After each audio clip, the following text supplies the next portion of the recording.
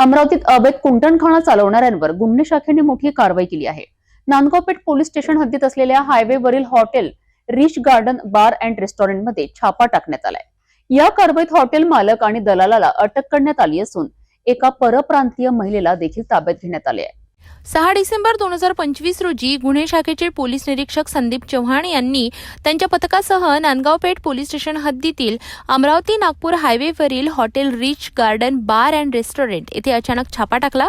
या कार्यवाहीत हॉटेलमधील एका रूममध्ये अवैधरित्या कुंटणखाना चालविला जात असल्याची माहिती पथकाला मिळाली होती।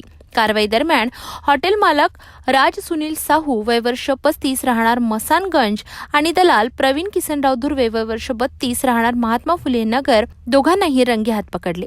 त्याचसोबत एक परप्रांतीय महिलेला देखील ताब्यात घेण्यात आले। गुन्हे शाखेने दोघांविरुद्ध आवश्यक गुन्हे दाखल केले असून या प्रकरणाचा पुढील तपास सुरू केला आहे।